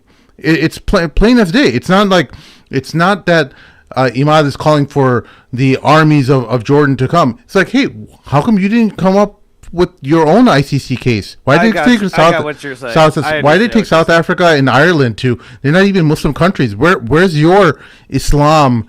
Where's your protection over your brothers who are literally next door to you? Yeah. Why is it that the Egyptian border protection is charging humanitarian aid trucks $20,000 per truck to get into Gaza? Sisi's right hand man. I Ibrahim. I'm talking specific. Oh, I'm sorry, Sheikh. I didn't. No. Yeah, I'll just say one more thing. I'm talking specifically about King Abdullah, though, and what I'm saying about King Abdullah is, what you're saying for definitely applies to the UAE. It definitely applies to Saudi. Absolutely. To some extent, it does apply to King Abdullah as well. Yes. But in King Abdullah's case, particularly, I think it's more that he's kind of in a hostage situation rather than he just wants to make a big old pile of money and be greedy. I don't think it's that he doesn't care. And yes, he should have jumped on that ICCJ case. Well, not just that. He's a hostage. You're right. You're right about that. He is a hostage. It's not that he wants to be. It's not necessarily that he's greedy. There's a limit to what he can do. Hey, they're guarantor of protection. Their guarantor of protection is the United States. The United States is going to give them direction. They're going to say, hey, here's money for you to stay in power. Here's some aid for you to take in Palestinians. Now you handle it. You're their leader. You're going to give them the direction that they need to absorb the Palestinians into your country. So that's what Trump is saying publicly, but I really don't think Sisi and Abdullah can afford to do it this time. I think they really seriously cannot do that because they know if they do that, that would be the end of their regime. Publicly they're going to say, no Arab country or leader will be the one who will say we're the ones who finished the Palestine ambition of even a two-state solution, for example, even though we know it's a lie. But no Arab leader wants that humiliation on them. They just don't. It's still a humiliation. It's such a bad mark among the Arab world to have that be the one who says that. But they're also being pushed by the United States and their Zionist allies that, hey, this is what we want. You want to make money and you want to be in power, so you better do it. The key point is you want to be in power. But that's not necessarily what's going to happen. No, that's what I'm saying. If I say I want to charge $60 for this cup of coffee, and you say I want to pay $2, it's not going to be $60. For no, I agree with you, Harry. I don't. It's kind of that. So the war failed. The war failed tremendously. It did. You've done everything you possibly can, and Hamas is still strong. You've done everything you possibly can, and the people are resilient. So what's the other way now? We've damaged ourselves to the point of no return in the world's eyes. Israel, I'm talking about, the Zionist entity. It's a shame to call them Israel, because Israel was a great individual. May the peace and blessings of God be upon him, Yaqub alayhi salam. But the Zionist entity has failed miserably. So how do we get these people out? How do we ethnically? The whole idea has always been to ethnically cleanse Palestine of Palestinians. That's the core idea. So they come up with this idiotic idea, and they get this man to push it out there, and the rest of us who understand a little bit are laughing about it. Not laughing in the sense of we think it's a joke, but laughing at how ridiculous it is, and it's not going to produce anything but more problems. There is no, you're delusional. If you think we're going to send them somewhere, they're going to have nice houses, and they're going to live nice, and they're going to have money, and not realizing what the problem is and what is this whole. This isn't about real estate. This is not about real estate and wanting to live somewhere nice. These are people who have no real concept of reality. I'm talking about Trump and who sent him to say this nonsense. The history is clear. The Palestinians have been occupied by many different people and have stayed the course and are still there. And we are going to be there. And the Muslim world is going to wake up, and it's going to be that old saying that that they constantly remind us of, the Japanese emperor saying, "We have awakened the sleeping giant." Wait till that Muslim giant wakes up. One of the things that Emad is kind of talking about is the mentality of the people of Gaza and Palestinians in general, is that if they really wanted to leave, they would all be at the Rafah crossing. If they wanted to leave, because there's nothing there, they would say, "Hey, give us the Sinai. It's better than what we're here." If they want to leave, I don't think they understood the Trump and the Zionists really understand the mentality. It's almost psychotic. Like how could you want to still be bombed? Like their mentality is like, give us freedom or give us death. Brother, let me say this. Patrick Henry. They're not going anywhere. No, they're not. Let me say this to you and give you an example of something. When Syria was going on, people were getting in rafts leaving through the Mediterranean Sea. The Israeli military is constantly at the edge of the water for Palestinians fishing. Supposed to be 8 miles, they don't even let them out 1 mile without even opening fire on them. And many Palestinians have been unalived. If the Palestinians wanted to leave, and they got on boats like they did in Syria, and I'm not disgracing and saying anything. I'm saying Israel would move the Navy and let them leave. Yeah. They know this, but they've never attempted it. Under besiegement for 17 years after the election of Hamas into power, they could have left many times. The border was open. They still were leaving and coming back, going to Egypt and coming back. The water would have been open for them, and Israel would have had a look and said, "Hey, there's boats being filled with people. They want to leave like the Syrians did. Open and let them go." If that's the case, Gaza would have been emptied long time ago. They're not leaving. They're not going anywhere. They're not. This is ridiculous. It's nonsense. The Zionist entity is going to end, inshallah. But not because I said it, but because of their doing. Their own hands are dismantling them. And this is the sunnah of Allah subhanahu wa ta'ala for people who have been tyrannical, and for people who have done what Israel has done. Yeah, exactly. So I just wanted to add one thing to the Ibrahim al-Organi, that's one of the head tribal leaders, that is one of the men who is a very good mutual friend and right-hand man of Sisi.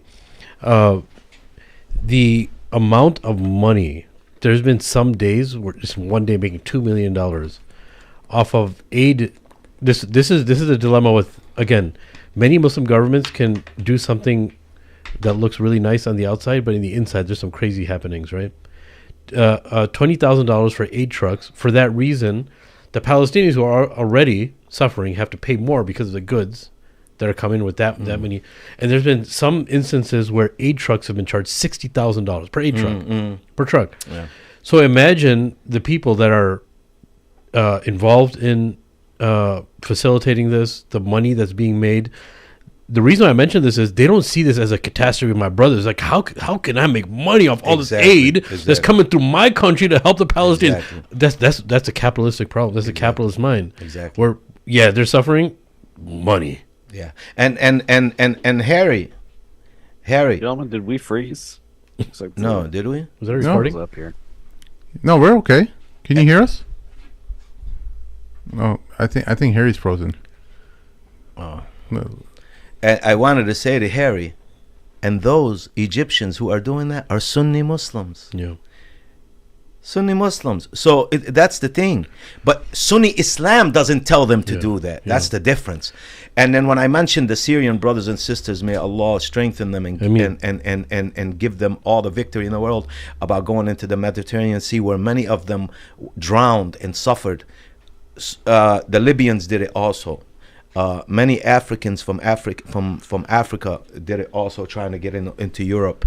So I'm saying, but the Palestinians had the opportunity and have the opportunity, and Israel would have been more than happy to give them brand new ships to do it. Yeah. But they knew they don't. They know they don't. And that's the thing. Alhamdulillah. I wanted to.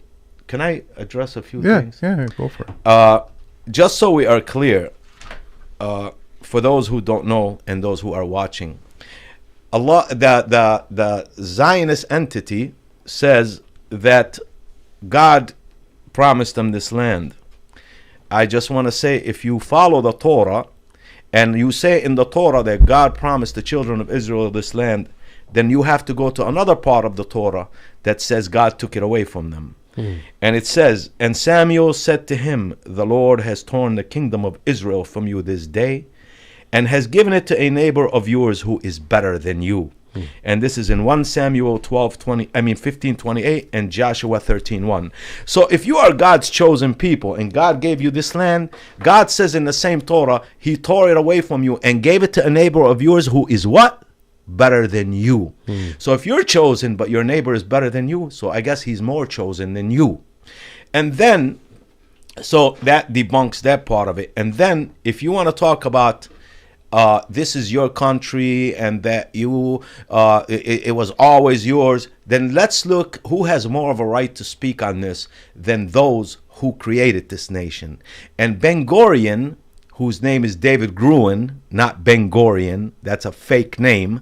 It's really David Gruen, okay? And he's not from that part of the world. What does he say about Palestine? What does he say about this land? And he says, if I were an Arab leader, meaning a Palestinian, I would never sign an agreement with Israel. It is normal. You have taken their country. It is true God promised it to us. How could that interest them? Our God is not theirs. There has been anti-Semitism. There has been Nazis, Hitler, Auschwitz. But was that their fault? Speaking about the Palestinians. They see but one thing. We have come and we have stolen their country. Why would they accept that? We have stolen their country. And this is in the Jewish Paradox, pages 121 and 122. And lastly, for those who think these people are going to give you a two-state solution or give you any part of their land, and that this is not a colonizing venture, Jabotinsky, who has more of a right to speak about what they're doing. This is Vladimir Jabotinsky, who was the founder, revisionist of Zionism. In the Iron Wall, 1923, he says this is a colonizing venture. And he says, it stands or falls by the question of armed force. It is important to speak Hebrew, but unfortunately, it is even more important to be able to shoot. This is Jabotinsky, who says this is a colonizing venture. And then lastly, for Joseph Weitz, he says, but between ourselves, it must be clear that there is no room for both peoples together in this country. We shall not achieve our goal if the Arabs, meaning the Palestinians, are in this small country. There is no other way than to transfer the Arabs into neighboring countries.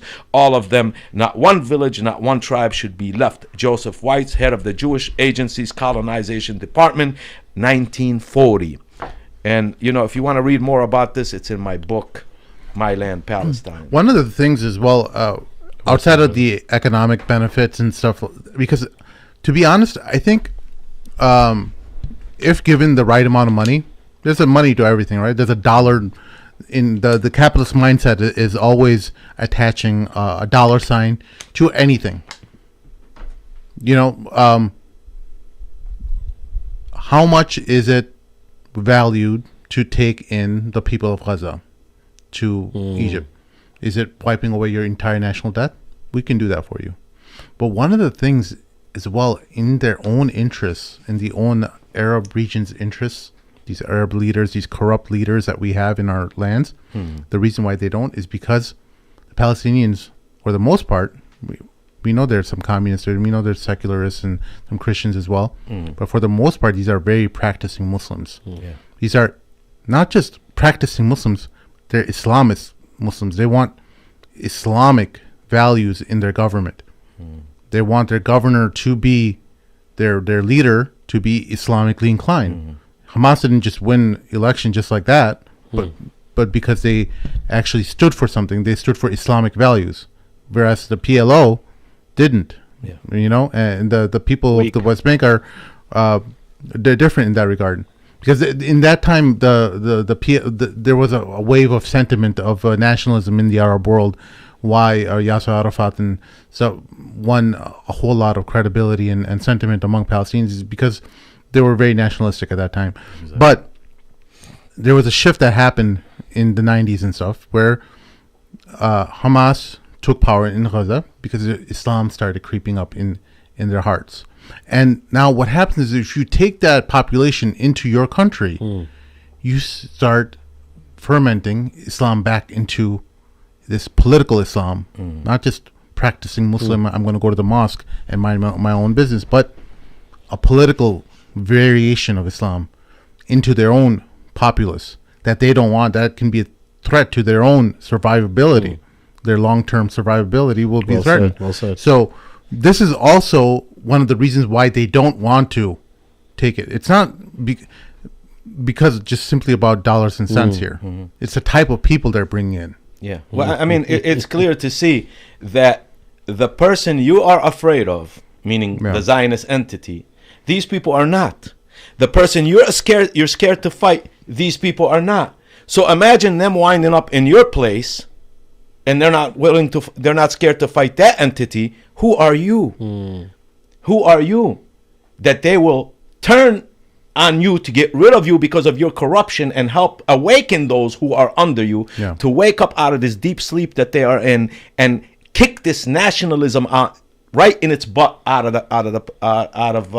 reality. Another thing is, there's in the books of Ahmad ibn Hanbal, one of the imams of the school of thought, it says that there will come a day when my people from my ummah in and around Jerusalem, Masjid al-Muqaddas, Masjid al-Aqsa, they will be surrounded by an enemy and they will suffer colossal pain and no one will come to their aid. They will learn the Quran and my Sunnah and they will teach it to others by action. And they will be victorious and with me at the fountain of abundance. This is in the books of Ahmad ibn Hanbal. This is a hadith by Rasulullah sallallahu alayhi wasallam. It didn't say non-Muslims. It says Muslims from my ummah will learn the Quran and the Sunnah. Meaning we forgot it. We left it because there was a heavy state of ignorance right when the Ottoman Caliphate fell. Right? And I told you when I was there, I used to play in the grounds of Masjid al-Aqsa. There wasn't a lot of people praying. There wasn't a lot of women walking with hijab. It was different. It was very secular. We had just lost the war. Well, there wasn't a war. They was taking candy from a baby. We're still occupied by the British at the time, right? And look at it now. The grounds of Masjid al-Aqsa are, when prayer comes, they're filled. Israel has to stop people from coming in to pray. It's a different time, different day. So they will learn the Quran and my Sunnah, and they will teach it to others. You understand what I'm saying? So and there's the hadith about Asqalan, what they call Asqalan, the people of that area. Well, Asqalan is a part of Gaza. It's just separated by that peace that these people drew. Yeah. You know, I have a quick question for you. I haven't met too many. I've never been to Palestine. I never got a chance to go. But I'm starting to see an emergence of, vlogs and people discussing with the Christians there, especially Christian priests, and I always heard about the level of respect that the Christians and Muslims had for each other. It was a really beautiful thing to see. There was a clip that a brother was like, okay, well, he was laughing and joking about they're going to kick us out and this and that, and there won't be anyone to give the adhan, and the priest says, out of respect for you guys, I'll be calling the adhan for you guys. So even if the masjid's empty, I'll be calling adhan for you guys just because you guys have to have the adhan called, even if there's no Muslims in that masjid anymore, right? So have you ever had experiences like that with Christians in Palestine? Of course. This is why I love our Christian brothers and sisters so much. Listen, one of the greatest warriors, revolutionaries of all time is an individual by the name of Dr. George Habash. Who's passed now. George Habash said before anybody, George Habash told Yasser Arafat, you're treading on the line of treason. when you're dealing with these people in this Oslo Accord. George Habash is a Palestinian Christian. Palestinian Christians, and here I'll give you an experience. 1977, I lived in Bethlehem. Me and my one brother. My other brother was in Jericho. We slept in schools that called dakhiliye, meaning you sleep in. Obviously, the financial situation of my family. But anyway, I was one of 4 or 5 kids in the school. Maybe there was a little bit more. I didn't know them. That were Muslim. The whole school was Christian, Palestinian Christians. Not one time, not one day did they ever make me feel I was a Muslim and they were Christians. I slept in Beit Jalla, which is the next city over. The bus used to take us from Beit Lahem. The school was called Al-Injiliyya Al-Lotariyya. It's about a block away from the Church of Nativity, where they say Jesus, peace be upon him, was born. So it was the most beautiful year I spent in Palestine. So the school where you sleep in Beit Jalla, the staff were all Palestinian Christians, and the whole population of Palestinian students were Christian except for me and my brother. Not one time did they bully us, gang up on us. Not one time did we feel we were Muslim and they were Christian. Not one time. Wow. And they were all George Habash supporters. They were all Popular Front for the Liberation of Palestine supporters. And they suffered immensely, just like us. Yeah, I heard they suffered. And I've been to their houses at Christmas. My friends would invite me to their houses, and their Christmases is the most beautiful Christmas ever. They didn't have big gifts. The elders gave the little kids lira or something like that. It was a big dinner. It was the best year of my life. Palestinian Christians are honorable people. And not all of them, nor is all Palestinian Muslims either. Yeah. No, but I heard they suffer together, that's why. Yeah. Do you know the brother from my Electronic Intifada, Ali Abu Nima? Yeah. I don't know him personally, but I know who he is. Is he a Christian? No, I think he's Muslim. I think there's a lot of people don't care for him. Yeah.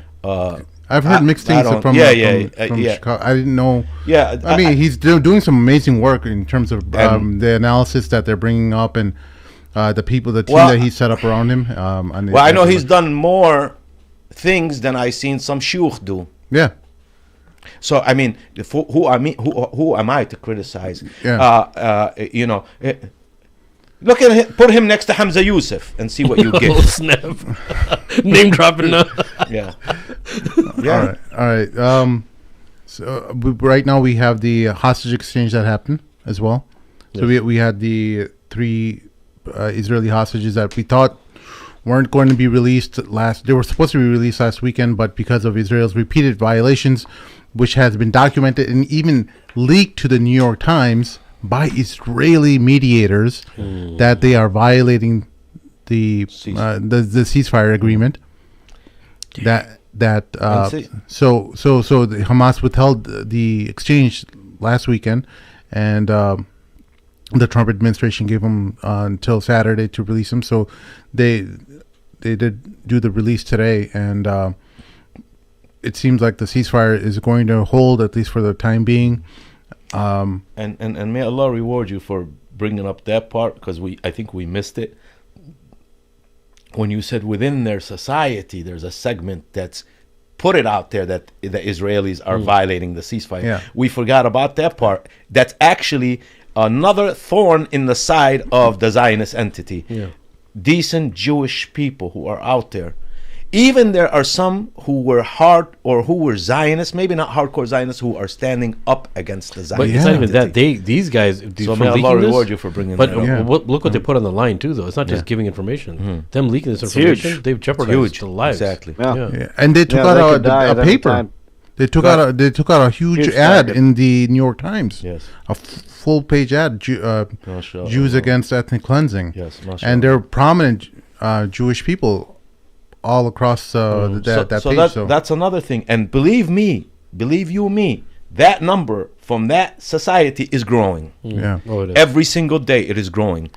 Go ahead, Harry. I'm sorry, you were saying something. No, that's quite all right. No, I was just agreeing with you. Yeah. It's the younger generation of Jews in America in particular is completely rejecting Zionism. Exactly. And alhamdulillah for that. Alhamdulillah. That's a lot. That's a lot for them to do. Absolutely. If you're, I can't imagine being a Jew in America and having to turn against my own community like that, or facing the wrath of my own community. Absolutely. Not that much. I didn't get that much. I didn't get that much flack for becoming Muslim. Alhamdulillah, bro. Yeah. They're getting a lot more. They're getting a lot more for sure. But even you had mentioned that you sent me that list of the CEO of Starbucks had actually admitted to the damages. Yeah. So for the longest time, Starbucks was trying to avoid talking about how the boycotts have affected it, because they've been trying to explain to their shareholders like, there's other reasons. They're not talking about the boycott, but there's reasons why there's a economic downturn, because they don't want to admit that the boycotts were effective. Very effective. And if you don't remember why people were boycotting Starbucks, because there were these Starbucks boycotts, or at least calls for these boycotts, started even a decade ago, because there was I forgot, Schultz was their CEO back then, and he was early 2000s. He was thought to be a Zionist, and that many of their proceeds or revenue was going to Zionist causes. It was just rumors and stuff, and they ended up releasing a press statement saying that we don't do that, and that these calls for boycotts are unwarranted. So that kind of fell off the side. So some people in their mind thought that the boycotts were because of that.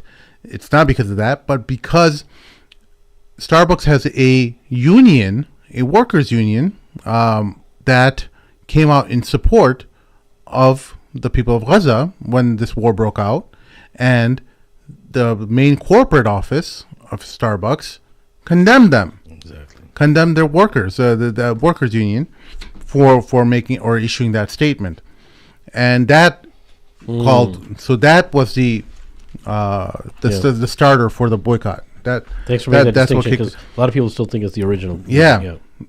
And I'm sorry to cut you off, Sam. I was just gonna say, for me, when I cut off Starbucks, it was because of a long laundry list of things, and this whole Palestine-Israel situation was the final straw for me. If you look at what they have been promoting over the years, they were really into promoting hostility between blacks and whites, between civilians and police. Wow. And they've been always pushing this hardcore LGBT, transgender, purple-haired, long-haired, creepy people, hippie agenda with their baristas, where they just really aggressively up in your face about it. And I don't want to get too deep down the rabbit hole of, the Jews control everything and they're behind all the problems in society that are tearing America apart.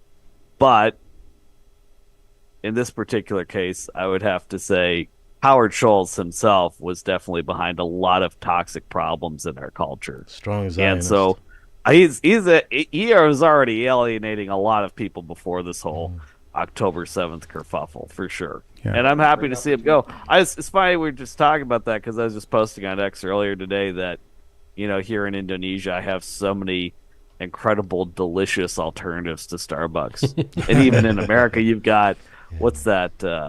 Dutch Brothers is amazing. If you live in the Dallas-Fort Worth area, it's originally from Portland. But the Yemenis are doing wonders with coffee and coffee shops across the country. Here too, and they're good. DuPage County. And not only that area, I'd like to just add to it here, some of their ingredients. Some of the ingredients within their drinks turned out to be very poisonous. And you mean Starbucks? Starbucks. There was somebody exposed them within their organization about some of the ingredients they put in their drinks that are very, very harmful to the body. So that another thing, I tried, their coffee, and it's not all that great. It tastes like burnt coffee. I mean, I think it's more the image. Somebody has a Starbucks. Oh, you can get much better coffee. Yeah. Hopefully we can get something to our Muslim, since we're talking about boycotts. Have you Muslims and Arabs looked into Elon Musk lately? Yeah. You still want to drive a Tesla? That's a good No, question. Still not wanna- me. Yeah, no, not you. I know, not Harry. me. I know. Not me. I'm talking about these wonderful ones over here. I go pick up. I go pick up my daughter from You school. go at the mosque. Yeah. I go pick up my daughter from school, and they're in these ugly looking these trucks. What are they called? Yeah, Cybertruck. Cybertruck. Cyber trucks Yes, and so- these yeah. and but we're boycotting. Elon Musk is outdoing Starbucks in what he's saying. Some of the stuff he's saying. Some of the stuff he's done. Look where he comes from. The amount of support that Muslims, South Asian Muslims in particular, have given his Tesla, because that's his baby. As much as he talks about SpaceX and stuff, That's somebody else created. Tesla is something that is his baby, and Muslim community across the West have been supporting that brand so much. You go to any mosque. If it's a matter There's of so many if it's Teslas a there. matter of electric cars, Hyundai has electric cars. Rivian is great. Have you seen Rivian? Yeah, Rivian. I'm just saying, if it's a matter of, well, I got it because it's an electric car. Well, Ford has electric cars. Chevy has electric cars. Every other company has electric cars now, and they're a lot cheaper than. I've seen one that comes out of China, unbelievable, for Yeah. 40 grand. They're amazing. For They're 40 amazing. grand, oh my God, this thing, I've never seen anything like that. But I sat in one last night. Oh, you did? I Oh took my I took God. a taxi cab ride from one part of Jakarta to my apartment last night. It Man, was I'm sitting over here. amazing. I'm sitting over here felt great. envying you. I wish. MashaAllah, man. 100% Indonesia. tariff on those, by the way, because the government knows that if China came to American markets, it If would you- destroy Tesla and pretty much everybody else. Yeah. Those Chinese EVs are the future. Oh my they're God, all over man. Southeast Asia. They are the reason that air pollution in Southeast Asia in many major cities is going to decline greatly because a lot of people are buying them, and they're going to continue to buy more and more with government subsidies and mandates. These electric cars, I mean, it's funny. I just want to say this one thing. It's so funny when electric cars from China first became a thing. People were afraid that Chairman Xi was going to go full Mao Zedong and shut them up if you said one thing critical of China. But that's actually what Elon did with those Twitter accounts when people called him out on the H-1B visa issue. That's exactly what happened. I want to mention before we end, I don't know when we're going to end, but I want to mention that for the Muslims listening who are free, please do not forget your brothers and sisters who are incarcerated. They are the most neglected. Saturday and Sunday in the prison, flocks of Christians come to visit Christian prisoners. And we used to sit with nobody coming to see us, but seldom. That's been over 20 years ago, so I don't know how things changed. But brothers need Qur'ans, brothers need prayer rugs. These little things right here that mean nothing to you on the street, you'll be surprised what it means to a Muslim in jail. Prayer oil, things like that. I'm not going to say dhikr beads because people, that's look at it as bid'ah, where Rasulullah says use your fingers because they testify against you. One of the companions was using a pebble one day and he said to do it with your fingers. So we don't want to get into that. But anyway, please support your brothers and sisters who are incarcerated in the United States of America, whether in the state jails or whether in federal prison.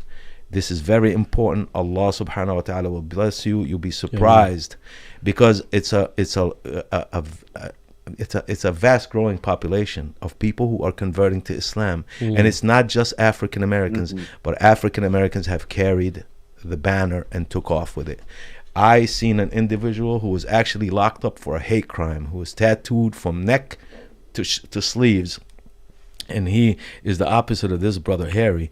He was actually incarcerated for attacking African Americans in California, and became a part of a racist organization, became a Muslim in jail, changed his name from Spice to Abdus Salam.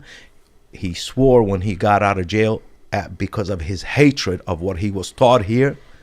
He was highly offended at what he was taught and said, I'm leaving this country, and actually lives in Turkey right now and is married to a sister from Turkey who's a muhajjaba. They actually have made videos about him in a pamphlet from KKK to Islam. I have a quick question, really just a proactive question. How does somebody get Qur'ans, prayer rugs, whatever else is needed in jail? Do you just go to the jail and say, I have... if you are familiar with you could Google certain prisons, and you could reach out to the chaplain department through the mosque. They take it through the mosque, because there has been, and you have to, also be careful that you deal with the chaplain in particular, because obviously there's been some bad Muslims who attempted to do some bad things in jail. We have to be honest across the board, that you deal with the chaplain department within the prison and deal with them directly, and then maybe the Muslims can let you know what they need. They might need Ibn Kathir books, they might need Ibn Taymiyyah books, they might need, these are things that happen within English, Qur'ans that have English and Arabic in them, and things like that. But I would reach out to the chaplain department of a particular prison, and you're going to be represented. Best way is, rather than just you, through the MCC or Mosque Foundation and things like that, would be best to rally them to. That way it's clean. No one is sending from themselves. Like I said, bad things have happened, and we don't want that to happen. Nice, thank you. Yeah. Beautiful. All right, brothers. Do you have any closing thoughts, Harry or Sheikh? Do you guys want to talk about anything? Harry's overseas, brother. What you got? You want to close with something? What overseas? Do any overseas thoughts? Other than that, I think Chinese EVs are cool. No, I don't really have any thoughts myself. I was just going to add on that, and I don't know what you think, brother man, but I've said numerous times on this show and on X that I think Islam is entering the West in the same way Christianity entered the Roman Empire. In that, if you look at what happened 2,000 years ago, the Romans were brutally occupying what was then, before it was called Palestine, and the martyrdom of those people, the Christians in particular, who later moved into the Roman Empire and got destroyed in the Colosseum, really inspired Romans to accept Christianity in large numbers. And of course, if we're being honest, Christianity before the confusion of the Trinity was basically Islam. That was, up to that point, the latest update of the line of prophecy. Yeah. So the early Christians, before they accepted the Trinity, were in a sense the early Muslims. Yeah. And I see a similar thing happening here, that because of the martyrdom of the people of Gaza in particular, but of the Palestinians generally writ large, and other parts of the Middle East too, that Americans are starting to, and Europeans, but Americans in particular, I think Americans and English people in particular, are really starting to see Islam in a different light. Absolutely. It's a similar pathway. SubhanAllah, great observation. Can I go after him? Yeah. Okay. I agree with him 100%. And I will tell you this. The Islam of reverts is different than the Islam of the traditional Muslims. Alhamdulillah, I was born Muslim, because it seems that there's not necessarily anything to say that I would have became a Muslim if I wasn't born a Muslim. These are people who are coming to Islam from a different background, nothing than the love of Islam. Yeah. Me, I was born a Muslim. So there is no tapping on my shoulder, right? I learned Islam later, but I will tell you this, that I find them to be very sincere. Not every one of them, but a lot of them. That they cling to things that are very important, that is brotherhood. And their hearts are much more softer. Not all of them, but a whole lot of them. Rather than the arrogance, deep history, like somebody coming from the old countries and they've had adopted these cultural things that have nothing to do with Islam and make them haughty and arrogant. If you ever see some of the Arabs from back home, boy, if you disrespect them or something, they'd be willing to unalive your whole village. Like they become hard and they say things that are horrible. That's the difference with them. And I will say this, that they are going to carry the banner of Islam. Yeah. These reverts in Europe, in the United States, are going to carry the banner of Islam. They are going to save Muslims, while the ones over there are sitting around on TikTok and all these other places making fools of themselves, right? We find people who are sometimes not even Muslims advocating on behalf of Palestinians and Muslims more than Muslims on TikTok while they're battling and making fools of themselves, right? And inshallah, I pray all the time, oh Allah, guide the people of United States and the West and Europe into Islam. Ya Allah, ihdihum ila al-Islam. Ya Rab. Ameen. Allahumma salli ala Sayyidina Muhammad. Because, you know, it's so interesting you say that, Emad, because I genuinely feel, I can't speak for Europe because I don't live, but at least I feel that from Europe as well, but at least living in America, American people are good people. They are. At their core, they're good people. They are. And I'm not saying other people are bad. They have been victims, but they're not necessarily. Oh, in control. Canadians are terrible people. Let's get Canadians right, are nice, right. Harry. They're terrible. I love. They're Canadians. nice on the outside, evil on the inside. They just don't have enough power to do evil things around the world like we do. Meeting leftists and even conservatives, both sides. I genuinely feel that they both have genuine. Let's just say, knowing the power that the United States has, if you take the people of other empires, world powers of different eras, those people would be much more severe in their willingness to dominate, control, enslave other people. There is a sense of justice and compassion among people in the West that is not seen in other parts of history, among other world powers in history. I mean, look at it. You find a dog on the I-55 and they hear about it. They'll run down there and close off the highway and give him, you know, I wish, and the thing is, they have been conditioned to that and have been conditioned not to do that for a human being. That's where it needs to shift, or at least be equal.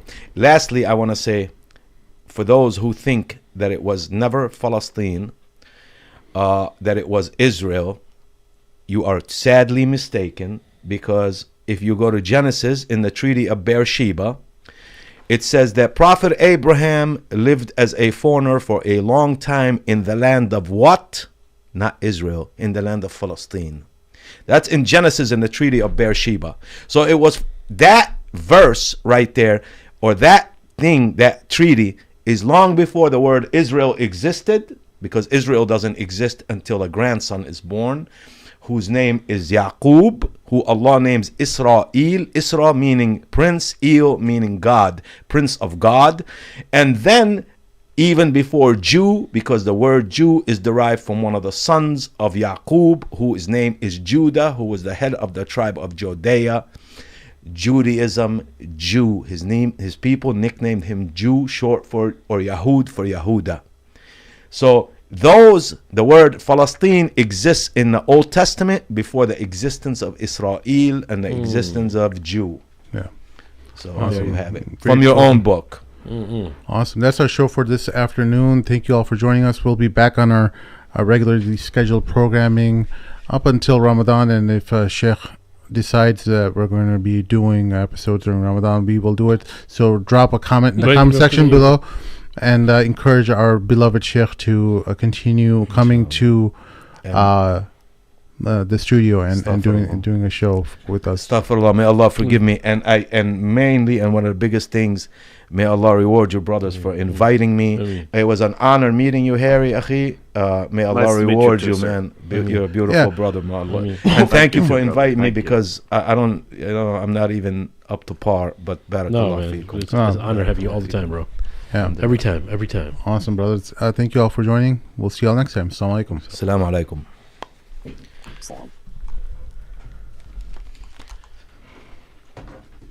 All right, brother. Well, I think it was a good show. Absolutely. Here, you still with us? I'm right here. All right, brother.